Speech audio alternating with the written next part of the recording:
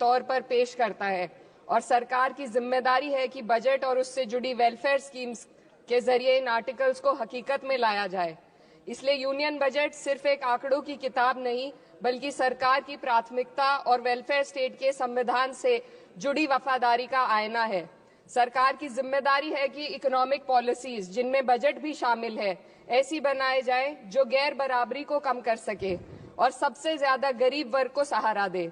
Budget वो lifeline है जिससे शिक्षा, स्वास्थ्य, पेयजल, social security, SC ST minority, गरीबों की भलाई के लिए स्कीमें चलाई जाती है।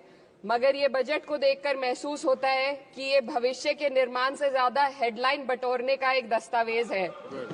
इससे सबसे ज्यादा प्रभावित होने वाली वही लोग पीछे छूट रहे हैं जिन्हें सरकार के सहारे की सबसे ज्यादा जरूरत थी। वो किसान जो बढ़ती लागत से परेशान हैं, वो नौजवान जो बेरोजगारी का सामना कर रहे हैं, और वो औरतें जो निजामती रुकावटों से जूझ रही हैं, और वो गरीब जो महंगाई के बोझ के तले दबे हुए हैं। This government is proudly marketing the income tax exemption of 12 lakhs. But the question is, how many Indians even earn that much to benefit from it?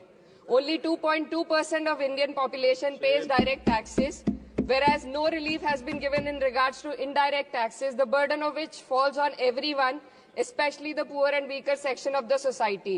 This clearly shows that this is not an inclusive budget. GST की ऊंची दरों ने आम आदमी की कमर तोड़ दी है।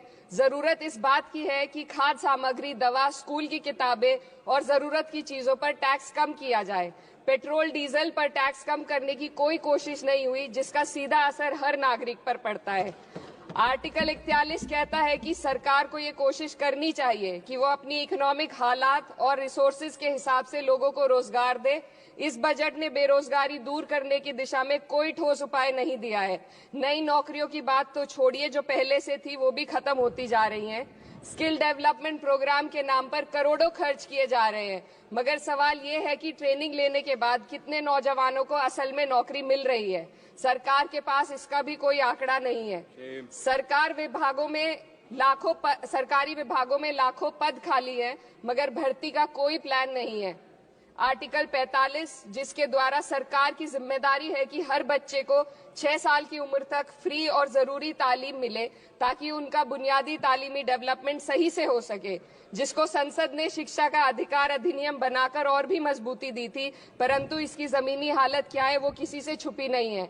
नगरीय क्षेत्रों में सरकारी स्कूलों में शिक्षक न होने की वजह से स्कूल बंद हो रहे हैं तथा दूरस्थ ग्रामीण क्षेत्र के स्कूलों में टीचर ही नहीं पहुंच पा रहे हैं। सरकार कह रही है कि डिजिटल इंडिया और AI से तालीम का इंतजाम होगा, मगर जरा जमीन पर देखिए, उत्तर प्रदेश में सिर्फ 22% सरकारी स्कूलों में कंप्यूटर है। मेरे संसदीय क्षेत्र कैराना में कई सरकारी स्कूल शिक्षक न होने की वजह से बंद हैं और मदरसा एजुकेशन के बजट में 57% की कटौती कर दी गई है। क्या यही सबका साथ सबका विकास है? इसी तर्ज पर अस्पताल हैं जहां पर डॉक्टर नहीं है। आर्टिकल 47 अच्छी सेहत और जिंदगी के स्टैंडर्ड को बेहतर बनाने की आवश्यकता पर जोर देता है। राज्य की जिम्मेदारी है कि लोगों की सेहत और उनके वेलबींग को बेहतर करने के लिए जरूरी कदम उठाए, लेकिन हकीकत यह है कि इस बजट का सिर्फ 2% ही आम जनता तक पहुंच पाता है। शामली जिले में 84 डॉक्टर की पोस्ट स्वीकृत है, मगर सिर्फ 29 डॉक्टर काम कर रहे हैं और गायनोकोलॉजिस्ट मात्र 1 है। दवाइयों की कीमतें बढ़ती जा रही हैं, मगर गरीबों के लिए कोई राहत नहीं है। सरकार ने महिलाओं के लिए बजट बढ़ाने का दावा किया, मगर 81% इसका बजट सिर्फ पोषण योजनाओं में डाला गया है। महिलाओं के रोजगार, उनके इकोनॉमिक इंडिपेंडेंस और सुरक्षा के लिए कोई ठोस योजना नहीं बनाई है। बेटी बचाओ बेटी पढ़ाओ का बजट घटा दिया गया, जिससे साफ है कि ये सिर्फ नारेबाजी थी और कुछ नहीं। किसानों की बदहाली हम सबके सामने है, लगातार चलती आ रही है। 2016 में कहा गया था कि 2022 तक किसानों की आमदनी दोगुनी होगी, मगर 2025 आ गया और MSP पर कोई ठोस गारंटी आज भी दी नहीं गई है। गन्ना किसानों का बकाया अब तक नहीं मिल पा रहा है, और तो और उत्तर प्रदेश में अभी तक गन्ना मूल्य भी तय नहीं किया गया है।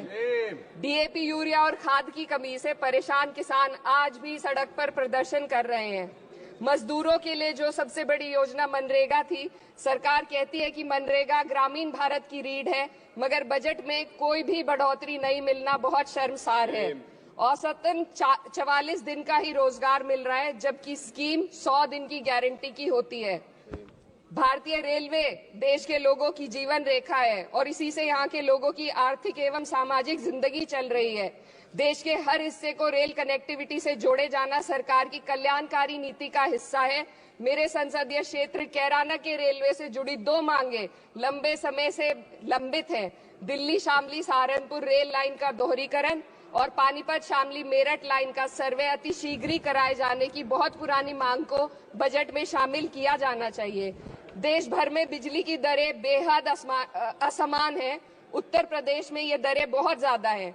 देश भर में एक समान बिजली दरें लागू करने का प्रावधान किया जाए। रिवैम्प योजना में हर घर तक बिजली पहुंचाने के लिए एलटी लाइन बनाने का प्रावधान भी जोड़ा जाए।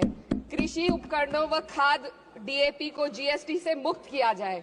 किसानों की एमएसपी की मांग को पूरा करने के साथ साथ उत्तर प्रदेश के किसानों को गन्ना मूल्य निर्धारण पिछले वर्ष से बढ़ाकर किया जाना बेहद जरूरी है। जनपद शामली व मुजफ्फरनगर को एनसीआर में तो शामिल किया गया है, परंतु वहां पर कोई विकास नहीं हुआ तथा उसको कोई भी लाभ नहीं मिला है। वहां के लोग सिर्फ प्रदूषण के बाध्यकारी नियमों से परेशान हैं, इसलिए दोनों जनपदों को एनसीआर की सीमा से बाहर किया जाना चाहिए। मेरे संसदीय क्षेत्र में मैं कुछ चीजें बजट स्पीच में ऐड करना चाहती हूँ। एक, ट्रॉमा सेंटर और जिला अस्पताल के अपग्रेडेशन की भी मांग है। जनपद शामली और सहारनपुर में एक महिला डिग्री कॉलेज खोला जाए। कैराना में सर जस्ट कंक्लूडिंग, यमुना नदी के घाट पर सौंदर्य कार्य का भी कार्य जोड़ा जाए। जनपद शामली में टेक्सटाइल पार्क की स्थापना की जाए और जो संसद निधि है सांसदों को केवल 5 करोड़ रुपए दिए जाते हैं और एमएलए उत्तर प्रदेश के एमएलए को भी 5 करोड़ दिए जाते हैं। हमारी मांग है या तो इसे बढ़ाकर 25 करोड़ किया जाए या फिर सिरे से खारिज किया जाए। Sir, just one minute. The union budget was an opportunity to address the pressing...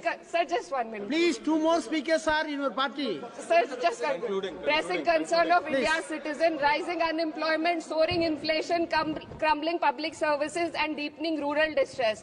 Yet, instead of offering real solution, the government has focused on optics and half measures. While tax relief for the middle class is welcome, it does nothing for the millions who earn too little to benefit from it. Education remains underfunded, rural employment stagnates, and farmers continue to struggle without meaningful support. The delays in conducting the census and caste census further exposes the government's disregard for data-driven policy making and social justice. India needs a budget that prioritizes its people, not just its economic headlines, a budget that invests in human capital, strengthens social security, and ensures dignity and stability for all. But what we have instead is another missed opportunity, one that fails the poor, the youth, the farmers and the women of this country. Budget प्रस्ताव पर अपने विरोध को मैं 2 पंक्तियों में आपके सामने रखना चाहूंगी। बेदम हुए बीमार दवा क्यों नहीं देते? बेदम हुए बीमार दवा क्यों नहीं देते? तुम अच्छे मसीहा हो, शिफा क्यों नहीं देते? मिट जाएगी मखलूक तो इंसाफ करोगे, मुंसिफ हो तो हश्र उठा क्यों नहीं देते?